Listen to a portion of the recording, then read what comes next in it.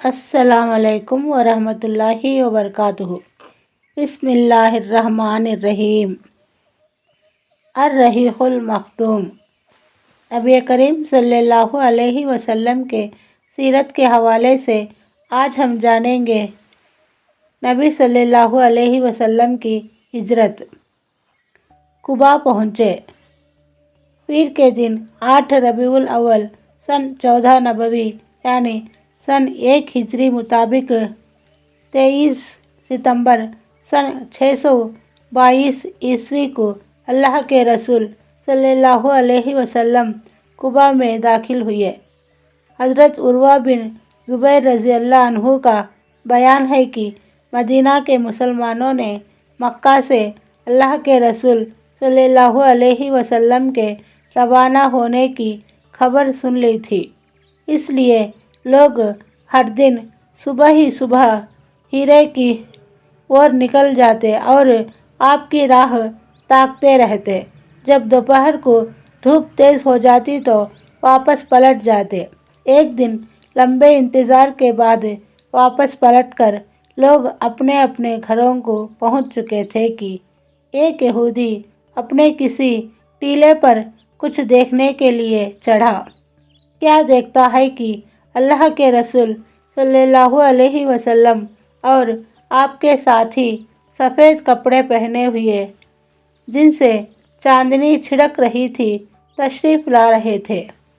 اس نے بے اختیاری بڑی اونچی آواز میں کہا، عرب کے لوگوں، یہ رہا تمہارا بھاگیہ جس کا تم انتظار کر رہے تھے۔ ایسا سنتے ہی مسلمان ہتھیار کی اور دوڑ پڑے اور ہتھیار سج دھج کر سواگت کے لیے امڑ پڑے اور ہیرا کے پیچھے اللہ کے رسول صلی اللہ علیہ وسلم کا سواگت کیا۔ ابن قیم کہتے ہیں کہ اس کے ساتھ ہی بنی عمرو بن عوف قباء کے رہنے والے میں شور اٹھا اور اللہ اکبر کے نعرے سنے گئے۔ مسلمان آپ کے آنے کی خوشی میں اللہ اکبر کا نعرہ بلند کرتے ہوئے سواگت کے لیے نکل پڑے، پھر آپ کا ابھینندن کیا اور آپ کے چاروں اور پروانوں کی طرح جمع ہو گئے۔ اس وقت آپ شانت تھے اور یہ وحی اتر رہی تھی، اللہ آپ کا مولا ہے اور جبریل اور بھلے ایمان والے بھی اور اس کے بعد فرشتے آپ کے مددگار ہیں۔ حضرت عروہ بن زبیر رضی اللہ عنہ کا بیان ہے کہ لوگوں سے ملنے کے بعد آپ ان کے ساتھ دائنی اور مڑے اور بنی عمرو بن عوف میں تشریف لائے۔ یہ پیر کا دن اور ربیع الاول کا مہینہ تھا۔ ابوبکر آنے والوں کے سواگت کے لیے کھڑے تھے اور اللہ کے رسول صلی اللہ علیہ وسلم چپ چاپ بیٹھے تھے۔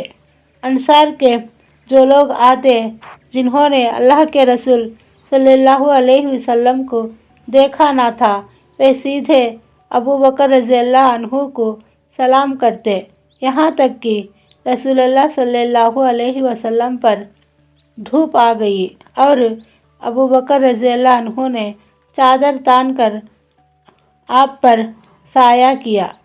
تب لوگوں نے پہچانا کہ یہ رسول اللہ صلی اللہ علیہ وسلم ہیں۔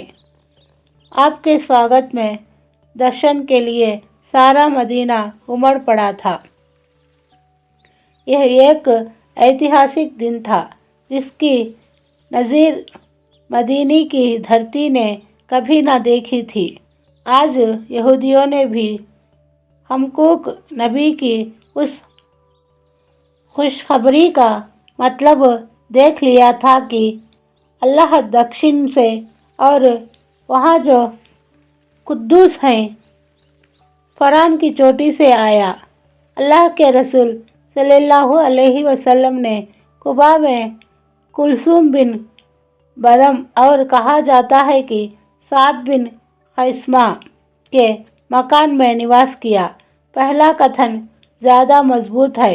इधर हज़रत अली बिन अबी तालिब रज़ियल्लाहु अन्हु ने मक्का में 3 दिन रहकर और लोगों की जो अमानतें रसूलुल्लाह सल्लल्लाहु अलैहि वसल्लम के पास थी उन्हें अदा करके पैदल ही मदीना का रुख किया और कुबा में अल्लाह के रसूल सल्लल्लाहु अलैहि वसल्लम से आ मिले और कुलसुम बिन बदम के यहाँ निवास किया।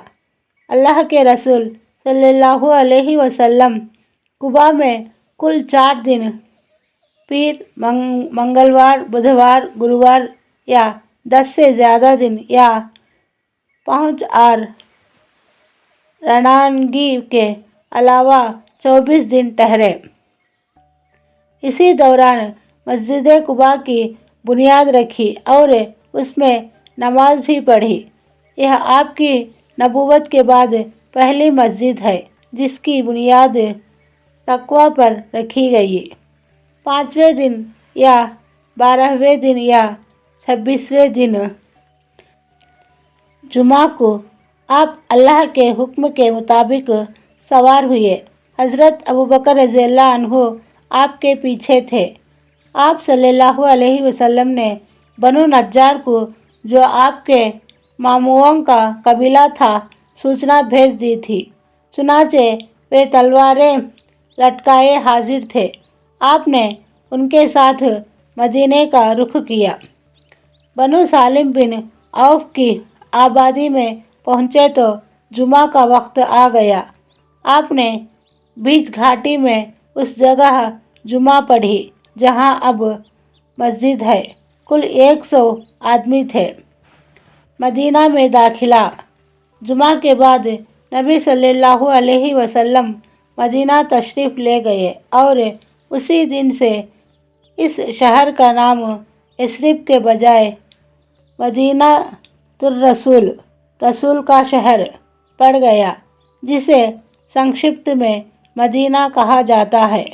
यह अति प्रमुख ऐतिहासिक दिन था।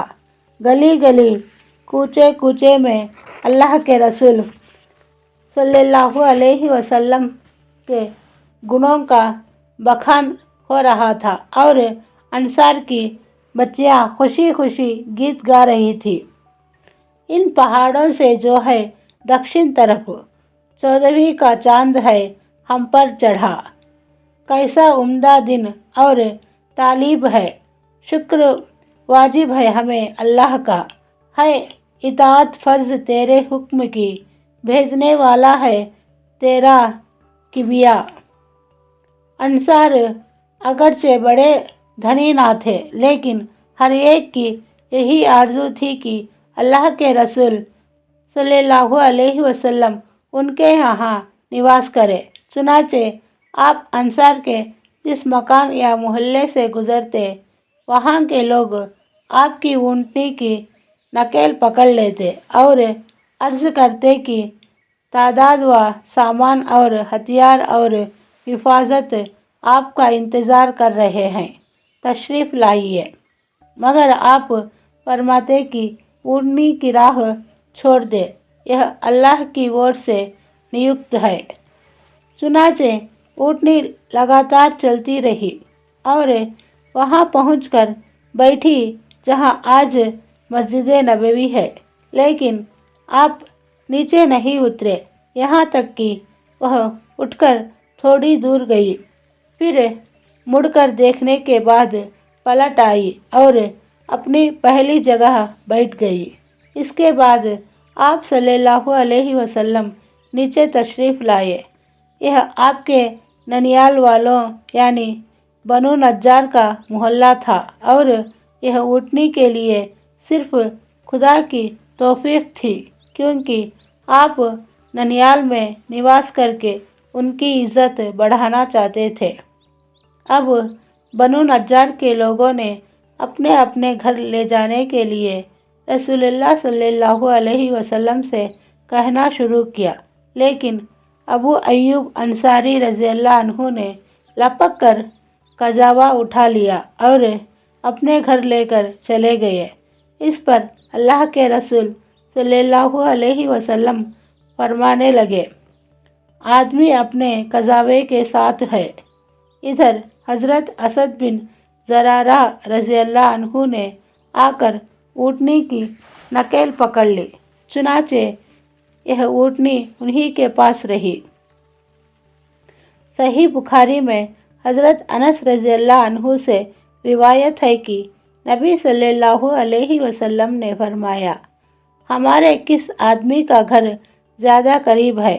हज़रत अबू अय्यूब अंसारी रज़ियल्लाहु अन्हु ने कहा, मेरा। ऐ अल्लाह के रसूल सल्लल्लाहु अलैहि वसल्लम, यह रहा मेरा मकान और यह रहा मेरा दरवाज़ा। आपने फरमाया, जाओ और हमारे लिए आराम की जगह तैयार कर दो। उन्होंने अर्ज़ किया, आप दोनों तशरीफ़ ले चले, अल्लाह बरकत दे। कुछ दिनों बाद आप सल्लल्लाहु अलैहि वसल्लम की बीवी उम्मुल मोमिनीन हज़रत सौदा रज़ियल्लाहु अन्हा और आपकी दोनों बेटियां हज़रत फ़ातिमा रज़ियल्लाहु अन्हा और उम्मे कुलसूम रज़ियल्लाहु अन्हा और हज़रत उसामा बिन ज़ैद और उम्मे ऐमन भी आ गई। इन सबको हज़रत अब्दुल्ला बिन अबू बकर रज़ियल्लाहु अन्हु अपने घर वालों के साथ, जिनमें हज़रत आयशा रज़ियल्लाहु अन्हा भी थी, लेकर आए थे। अलबत्ता नबी सल्लल्लाहु अलैहि वसल्लम की एक बेटी हज़रत ज़ैनब हज़रत अब्दुल आस के पास बाकी रह गई। उन्होंने आने नहीं दिया और वह बद्र की लड़ाई के बाद तशरीफ़ ला सकी। हज़रत आयशा रज़ियल्लाहु अन्हा कहती हैं कि हम मदीना आए तो यह अल्लाह की ज़मीन में सबसे ज़्यादा बीमारियों वाली जगह थी। बथान घाटी सड़े हुए पानी से बहती थी। उनका यह भी बयान है कि अल्लाह के रसूल सल्लल्लाहु अलैहि वसल्लम मदीना तशरीफ़ लाए तो हज़रत अबू बकर और हज़रत बिलाल रज़ियल्लाहु अन्हु को बुखार आ गया। मैंने उनकी खिदमत में हाजिर होकर मालूम किया कि अब्बा जान, आपका क्या हाल है, और ऐ बिलाल, आपका क्या हाल है? वह फरमाती हैं कि जब हज़रत अबू बकर रज़ियल्लाहु अन्हु को बुखार आता तो यह पद पढ़ते, हर आदमी से उसके अहल के अंदर बखैर कहा जाता है, हालांकि मौत उसके जूते की फीते से भी ज़्यादा करीब है। और हज़रत बिलाल रज़ियल्लाहु अन्हु की हालत कुछ संभली तो वह अपनी दर्दनाक आवाज़ ऊंची करते और कहते, काश मैं जानता कि कोई रात घाटी मक्का में बिता सकूँगा और मेरे आसपास इसखर और जलील घासें होंगी, और क्या किसी दिन मजना के सोते पर आ सकूँगा और मुझे शमा और तफील पहाड़ दिखलाई पड़ेंगी। हज़रत आयशा रज़ियल्लाहु अन्हा कहती हैं कि मैंने अल्लाह के रसूल सल्लल्लाहु अलैहि वसल्लम की खिदमत में हाजिर होकर उसकी खबर दी तो आप सल्लल्लाहु अलैहि वसल्लम ने फरमाया, ऐ अल्लाह, हमारे नज़दीक मदीने को वैसे ही प्रिय कर दे जैसे मक्का पसंद था, या उससे भी ज़्यादा, और मदीने की फ़िज़ा सेहत बख्श बना दे और इसके सा और मुद्द अनाज के पैमानों में बरकत दे और इसका बुखार यहाँ से हटाकर ज़ुहफ़ा पहुँचा दे। अल्लाह ने आपकी दुआ सुन ली। चुनाचे आपको ख्वाब में दिखाया गया कि एक बिखरे बालों वाली काली औरत मदीना से निकली और जहिया यानी ज़ुहफ़ा में जा उतरी। इसका स्वप्न फल यह था कि मदीने की वबा बीमारी तोहफा मुंतकिल कर दी गई और इस तरह मुहाजिरों को मदीने की आब व हवा की सख्ती से राहत मिल गई। यहाँ तक आपकी पाक ज़िंदगी की एक किस्म और इस्लामी दावत का एक दौर यानी मक्की दौर पूरा हो जाता है। आगे संक्षेप में मदनी दौर पेश किया जा रहा है। अस्सलाम वालेकुम व रहमतुल्लाहि व बरकातुहू।